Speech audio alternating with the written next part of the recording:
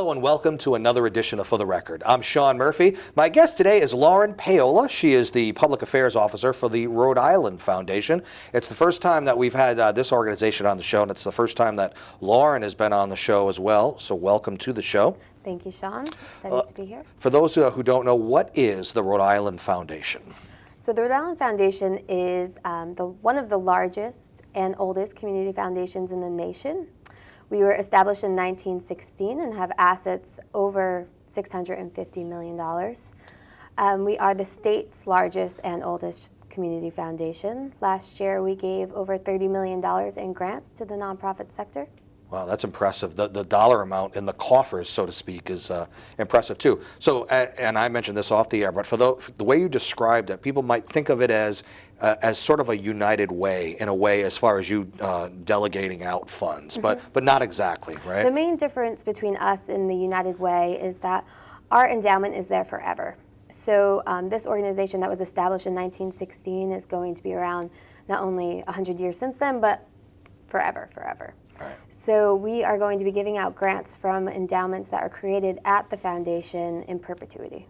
So as far as giving out grants, who gets them, who are the recipients of them? Other nonprofits, other organizations, individuals, companies, how does it work? So primarily we give out grants to the nonprofit community, primarily in 6 sectors, including healthcare, education, the environment, community development, and arts and culture sector.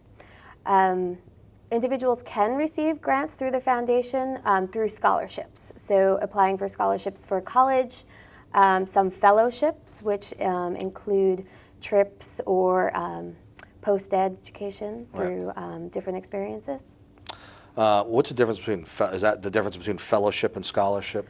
Yeah, a fellowship would be, let's say we have some fellowships in the arts. For an artist to create a proposal to come into the foundation when we're accepting applications for that particular fellowship to expand their work and their passion and what they enjoy to do and how they're making a living as well.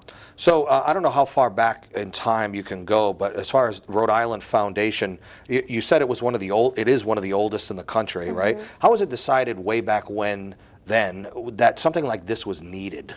So it wasn't what it is today 100 years ago. It's evolved, right? It's evolved, for sure. But it was based on the same idea that committed citizens who are committed to the needs of the community came together, and it was a small number. They came together to create a pool of money that would, in theory, give out money to the community forever to meet the needs of the community at that time. Forever is a long time. Forever is a long time, yeah. And I mean, it's an impactful and important notion to have that giving money forever. How long have you been working with the foundation? I've been with the foundation a little over 5 years. Okay, so you were there sort of on the coming out of the recession that occurred.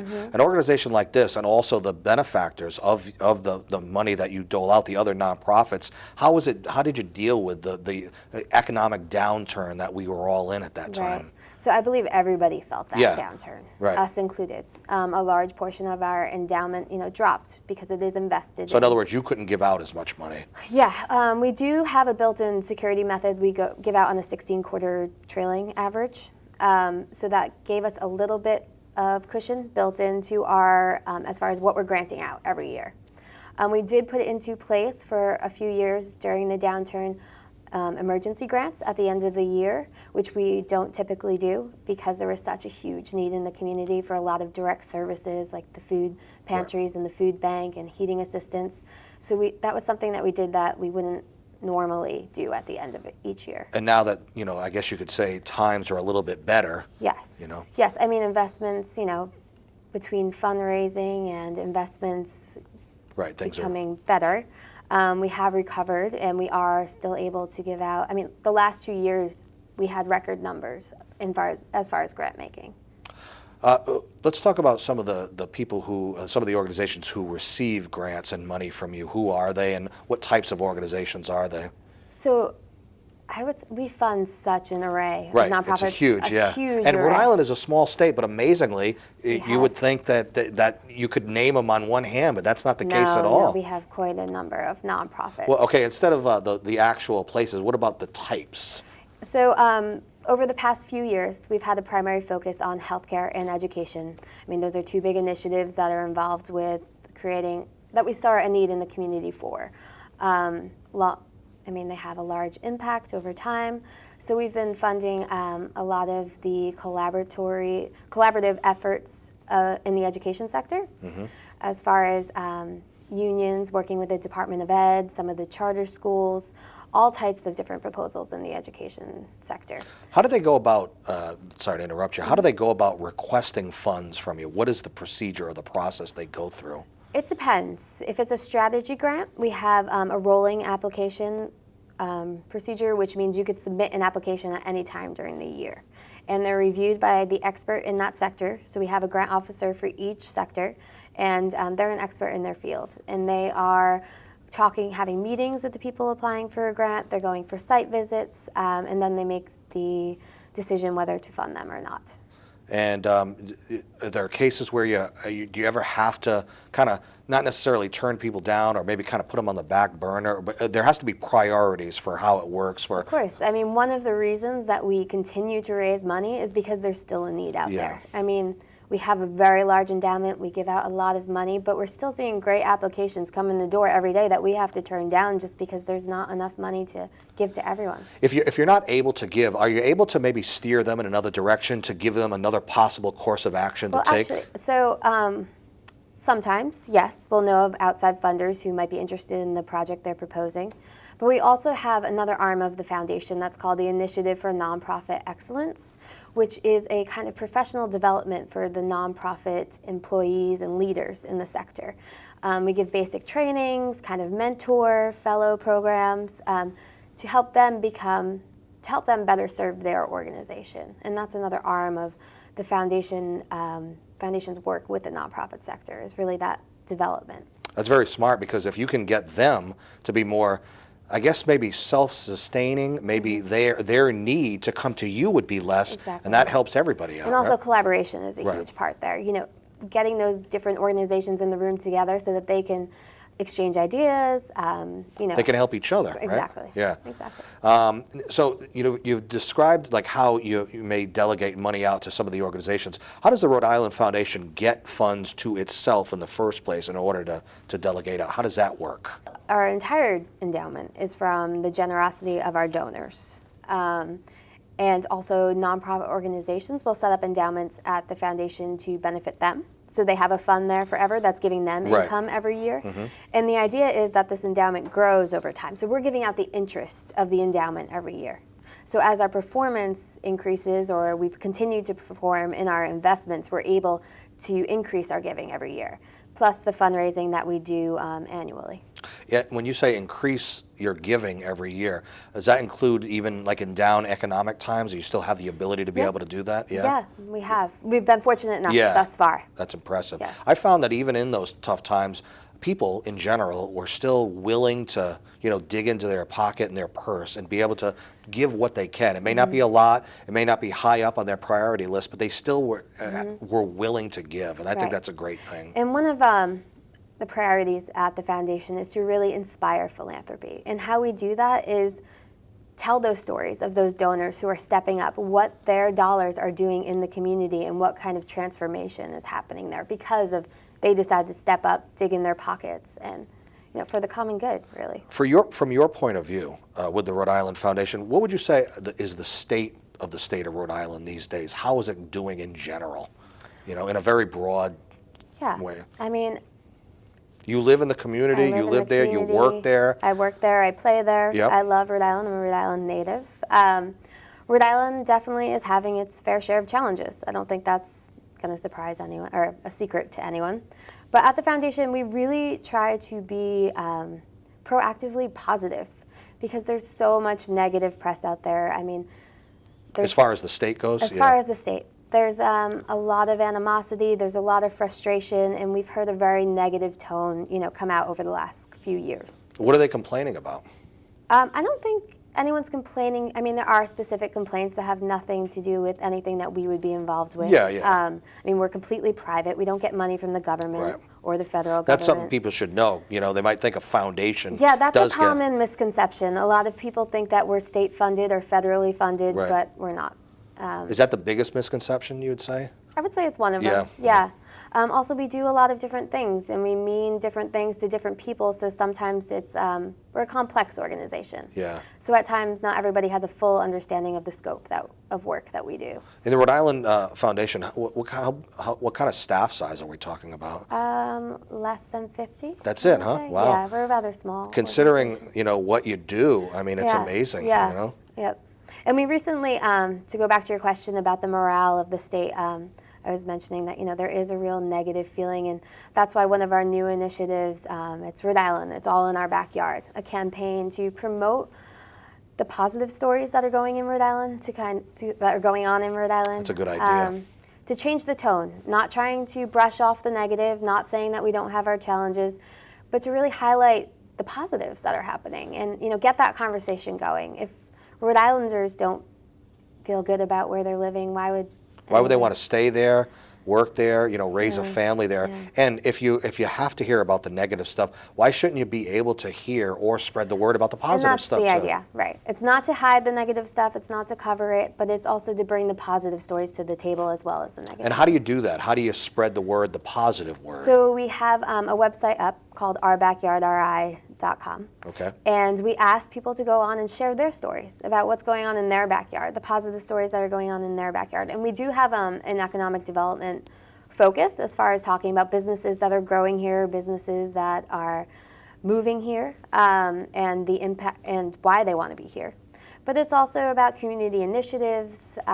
We really want to have a grassroots level to this That's campaign. important, yeah. And so we want to hear from people, and either through Twitter or the website, we're asking people to join in and share their stories. So you are plugged into social media then as Yeah. well. I think that's very important, don't you? Because that's really the networking aspect of the internet. Right. A website is static and you can learn and glean information from it. Right. But to really spread the word, people connect on Twitter and Facebook Yeah. and they share and Right, they like. and that's the yeah. idea, and it's the way to connect the web content to the people. Right. You know. Do you ever get, when you were talking about collaborative with other organizations, do you ever collaborate as far as with neighboring states or maybe get ideas? Or I know it's the Rhode Island Foundation, but is ever like a sort of a New England initiative or anything along those lines at all? Community foundations, they meet regularly, so there's the exchange of ideas. There's brainstorming going on. Exactly. Yeah. It's also, checking in with one another. What's going on in your community? What have you done to help solve this problem? So exchanging ideas, sharing knowledge. But as far as the New England effort, I'm not aware of anything that we've been involved with. We do sometimes co-fund with foundations outside of Rhode Island, not necessarily a community foundation, but some of the private foundations like the Gates Foundation or the Wallace Foundation. Right. But there hasn't been, as far as I know, a huge state-to-state collaboration. The thing about, like sort of brainstorming with other states and talking about what works and what doesn't work, it's great to do that, but I would imagine that states have their own unique issues that they have to deal with. So it's kind of, Right. no one else can help you with that. You can get ideas, but it's something that Right. you have to work on your And own. and that's the whole basis of a community foundation, is that you're meeting the needs of your community. So it might work in some aspects, but I think that, since you're so focused on your community needs, it would be difficult to partner with somebody else who might have different objectives. What are the day-to-day duties of the public affairs officer for the Rhode Island Foundation? And that would be you, by the way. Yeah. So social media, as you mentioned, is a big one. I mean, that's just on the up and up. So are you working with the social sites, Yep, Twitter and Facebook Twitter and all? and the website and blogging.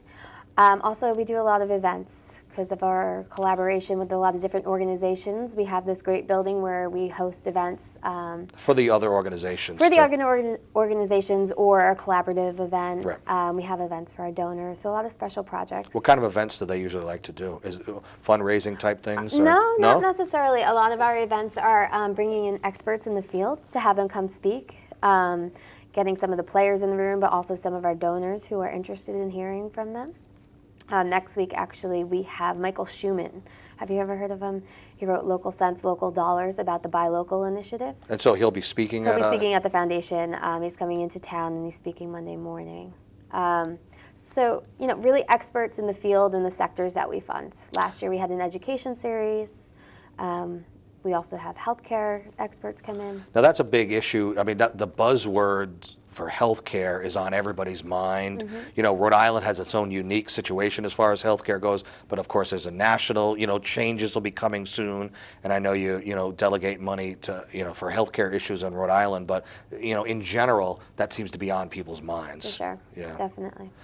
So obviously, one of the other duties of the public affairs officer is sort of almost a de facto PR person, because you're coming on shows like this, right? And any opportunity you get, I guess, to kind of, do you think the Rhode Island Foundation, the people are aware of it? Is the word out about it, or do you think more can be done to just kind of get people familiar with it? That's a great question. I think definitely more can be done. I don't think everybody in Rhode Island knows who the Rhode Island Foundation is or what the Rhode Island Foundation necessarily does. And I think that since our mission is to serve the community of Rhode Island, and that everybody should know about it. There's scholarship opportunities for high school kids. If you're on the board of a nonprofit, I mean, through the Initiative for Nonprofit Excellence, there's opportunities for education. I mean, we don't serve the entire population all the time, but we really are there to meet the needs of the community, so the community should know who we are. If for no other reason, there's probably some availability for programs or funding that might be not being utilized, or at least people are aware to be able to have the ability to take advantage of it, right? Right. Is there anything else that that you think that people should be aware of as far as what the Rhode Island Foundation does, different programs, different little branches that you kind of want to get the word out about more?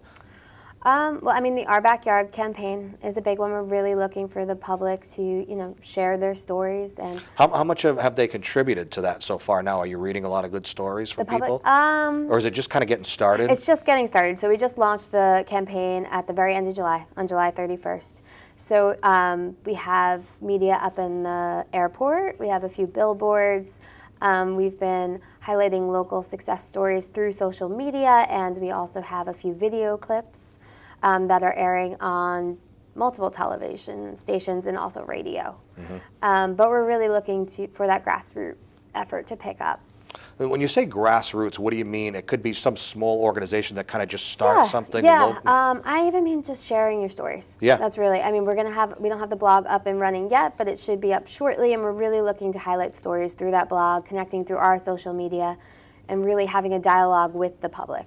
Is there a sort of a more general Rhode Island Foundation website that people can go to? And that's rifoundation.org. And what's on there for people to see and go and do? Everything. Really? Let's talk about that a little bit. So, I mean, all of our services are on our website, from scholarships, grant programs, fellowships, strategy grants, our main funding objectives. Everything can be found on that website. We also have a compiled list of all the nonprofits in Rhode Island. That's a big deal. Yeah. You know, when we have guests from Rhode Island on, someone from our staff, you know, that list that you just talked about there through the Rhode Island Foundation, that is almost a gold mine of information that if you want to have nonprofits, that list is expansive, and it's I think that more people should go and check it out, because the list is massive, and it's all Rhode Island. Yeah. All Rhode Island. Yeah. And although not everybody knows who we are, I think we do have a fair amount of touch within the nonprofit community, for sure. What else on that website? Because that's just one little aspect of it that's that can be greatly utilized by people. Yeah. The scholarship directory. I think that's an underutilized. You've been talking about education a lot on the show today. And scholarship funds are primarily set up by individual donors with a certain cause, a certain type of person or a certain field that they want to fund and give scholarships to students for.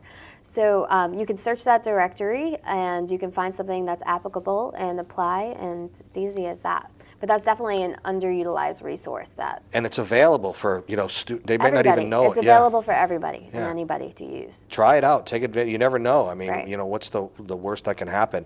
Now, the public affairs officer, which is you, this is a sort of a fairly new position for you, right? You kind of worked your way up in the organization? Yeah, you can say that. Yeah. What were you doing before this, as far as? I was working as the executive assistant to the president, Neil Steinberg, for a few years. And before that, I began as an administrative assistant in development.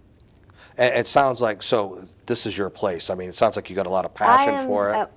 This is a great place. Yeah. It's not just my place. I mean, it's Rhode Island's place, but this is a great place. It's an amazing organization that means a lot to a lot of different people, and it's a great place to be. It's a great place to work. It's a great place to work with. I'm proud to work there.